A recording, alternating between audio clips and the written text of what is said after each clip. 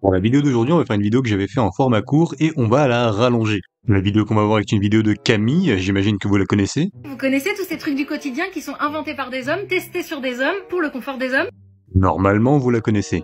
Dans sa vidéo, elle parle du sexisme dans les films et prend l'exemple du film Oppenheimer. Et j'ai trouvé le débat intéressant, mine de rien. Je vais donc y réagir à ma sauce. Je vous demande de rester sage dans les commentaires, évidemment, de rester dans le débat. J'en profite également pour remercier les donateurs et souscripteurs de la chaîne. Leur nom s'affiche ici. Ceci étant dit, bon visionnage.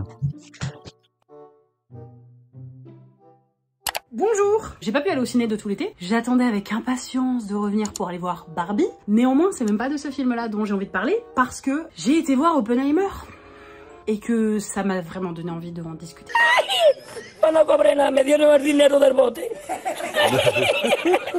Je peux pas dire que j'ai détesté ce film. Au moment du visionnage, il dure 3 heures. J'ai pas mal de fois regardé ma montre.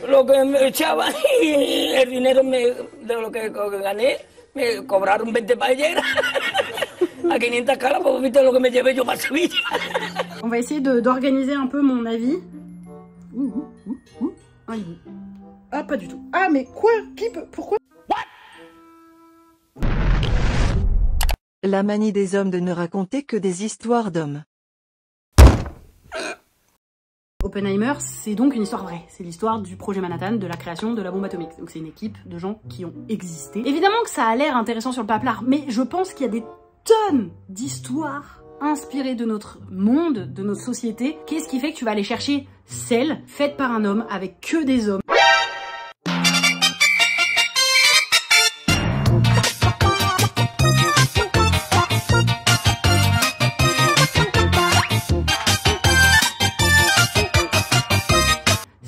Faite par un homme avec que des hommes et qui parle de comment on a tué des gens en faisant une bombe. Yo lo primero que entraba a donde me colocaba pedía el día de descanso ya. C'est un choix, en fait. Il a choisi d'aller raconter cette histoire-là. Mais pourquoi tu veux raconter pile ça, du coup? Pourquoi ça vous intéresse pas, ce qu'ont fait les femmes à travers l'histoire? Y me dice algo, yo, ha entrado usted y ya está pidiendo el día de descanso. Les personnes issues de minorités ont toujours existé. Il y en a toujours eu. Arrêtez cette obsession de ne raconter que les histoires avec les mecs et que ce que faisaient les mecs dans ces histoires-là. J'en ai ma claque. No vea, a Sevilla. Y al último que cuando ya salió la bien de regla, estamos llorando los dos.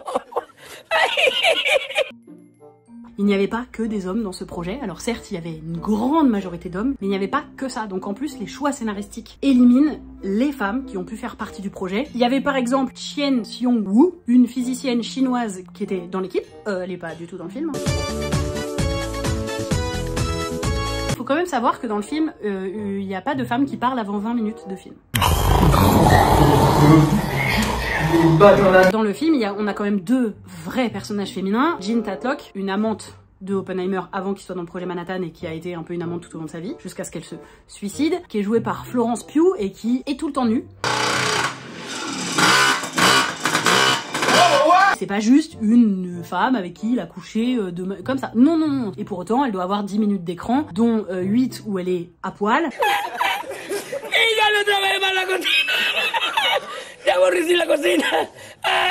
Soit dit en passant, elle a 27 ans. Il en a 47, Cillian Murphy. 20 ans d'écart, c'est beaucoup trop, surtout que dans la vie, ils avaient 10 ans d'écart. C'est pas 20 ans. En fait, on dit tout le temps, derrière chaque grand homme, se cache une femme. Je pense que c'est pas loin d'être vrai. Je pense que c'est parce que les femmes ne pouvaient pas être au premier plan. Et je pense que derrière Oppenheimer, il y avait des femmes. Elles ont tellement peu de temps d'écran, malheur.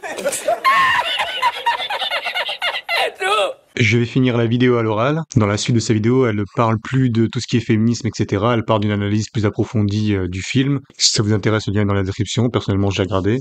Le film Oppenheimer a des défauts. Je l'ai moi-même vu, je l'ai moi-même moyennement apprécié. Cependant, je trouve que ses plaintes vis-à-vis des choix scénaristiques et de la mise en avant des femmes ne sont pas super pertinentes. Donc la partie où elle s'est plainte que les femmes ne sont pas assez mises en avant, alors que objectivement c'est pas trop le but du film, j'ai pas pu m'empêcher de penser au film Napoléon, où au contraire le rôle de Joséphine a été beaucoup trop mis en avant, ce qui rend le film un peu fade et un peu hors sujet. Il y avait tellement mieux à faire franchement. Donc moi je comprends ce choix de ne pas forcément mettre en avant des femmes quand il n'y en a pas besoin pour faire plaisir à des gens. Voilà. Sur ce, je vous laisse, merci d'avoir regardé, n'hésitez pas à débattre dans les commentaires si vous avez quelque chose d'intéressant à apporter, et moi je vous dis à la semaine prochaine, salut à tous!